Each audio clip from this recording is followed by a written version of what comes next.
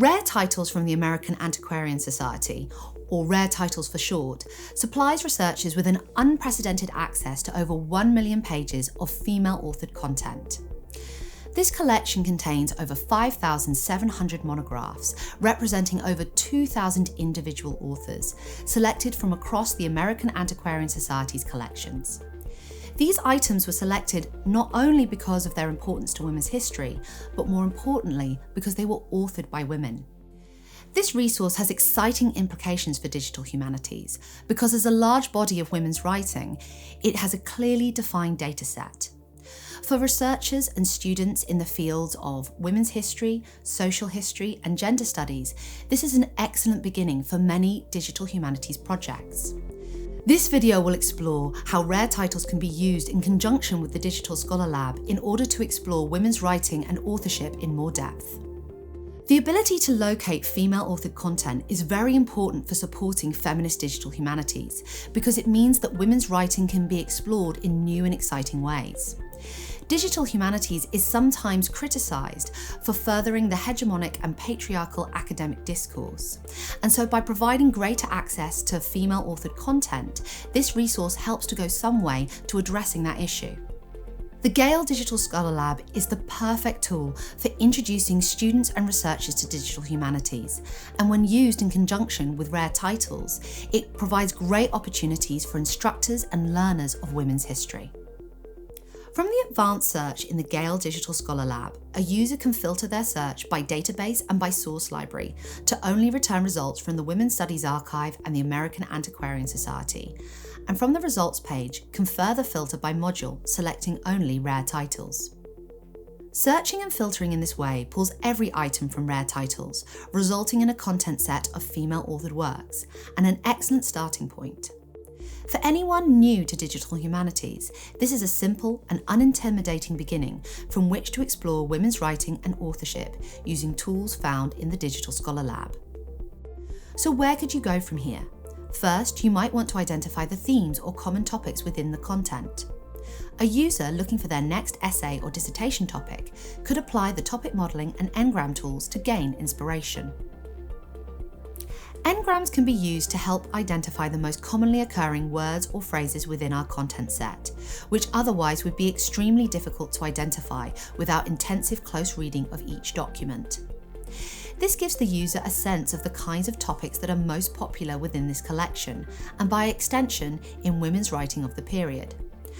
A collection of words that stands out for me personally are little, young, mother, and father. From here, I could research these topics further and consider investigating women's writing on families or parenthood. Next, let's look at the topic modelling tool. Topic modelling is an analytical method that allows users to help structure a large set of data by running an algorithm to identify words that frequently co-occur together. By grouping these words into thematic topics, the user can identify the most common themes within their dataset. By running topic modelling over our Rare Titles, a user could identify the following: royalty, the French language, religion, humanity, love and romance, as well as food. Any of these could make an excellent focus for someone's research, and the researcher can easily create a new content set from the documents within one or more of the topics for further analysis. Let's look at this another way. An instructor might be looking at ways to incorporate digital humanities in their module. So let's consider a typical research question that might be posed to an undergraduate student taking a module on slavery and slave life. Many women had a hand in the abolition of slavery. Sojourner Truth and Harriet Tubman, Harriet Stowe, Lucretia Mott, Lucy Stone, and the Grimke sisters can all be studied using the Women's Studies Archive.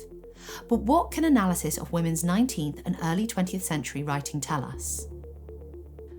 After searching for the term slavery and filtering results to return items only from Rare Titles, the user instantly creates a valuable content set, a corpus of women's literature concerning slavery. A user will find fascinating items from histories to children's stories. A wonderful example is a collection of poetry penned by Frances Harper, poet, lecturer, temperance worker and novelist. In her time, Harper was, in the words of abolitionist William Still, not merely the leading coloured poet in the United States, but also one of the ablest advocates of the Underground Railroad and of the slave. Many of the poems within this document speak about slavery, with titles such as The Slave Mother and The Slave Auction. But Harper was an exceptional individual. What about the bigger picture? How can her work fit into a larger body of women's writing from this period? Several authors appear in this content set. Susanna Rowson, who was considered to be the first woman geographer, Emma Southworth, one of the most popular American novelists of her day, Harriet Martineau, an English social theorist and abolitionist, and Margaret Fuller, the first American female war correspondent. Any of these women individually would be a fascinating study, but what can their works, when analysed collectively, tell us about women's attitudes to slavery? Named entity recognition extracts proper and common nouns from documents and outputs them as lists grouped by entity types, including people, organisations, companies, locations, etc. For the rare titles content set, we have some interesting results.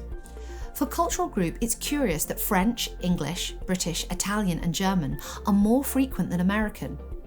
As these were primarily American authors, perhaps a researcher might want to investigate the writer's view of Europe in conjunction with their views on slavery.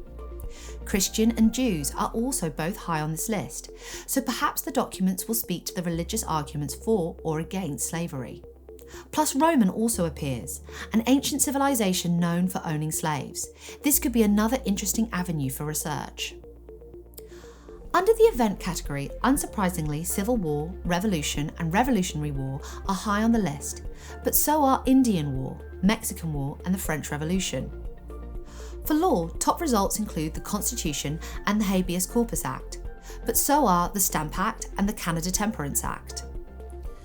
By drilling into the analysis, students can investigate these named entities in the context of the original document and use the tool to inform their close reading. So hopefully this brief walkthrough has demonstrated how rare titles might be used within the Digital Scholar Lab to begin your research on slavery from the viewpoint of women's history and gender studies. This is only one example, however, and there are many ways that this dataset could be utilised. Simply having a collection of women's writing opens up a wealth of potential avenues for research. Digital humanities can be used to facilitate the ability to reassess accepted histories by providing quantitative, measurable data, enabling researchers to review the role and significance of women from the past. It has also been suggested that by studying the linguistic patterns of known female authors from a particular time period, and then using the tools found in the Digital Scholar Lab, like parts of speech or other style-metric tools, that a scholar might be able to identify whether an anonymous author is in fact a female author, or even a specific female author. The potential for new projects using rare titles from the American Antiquarian Society 1820 to 1922 in conjunction with the Gale Digital Scholar Lab is vast. I encourage you to go away and explore these resources and to discover for yourself.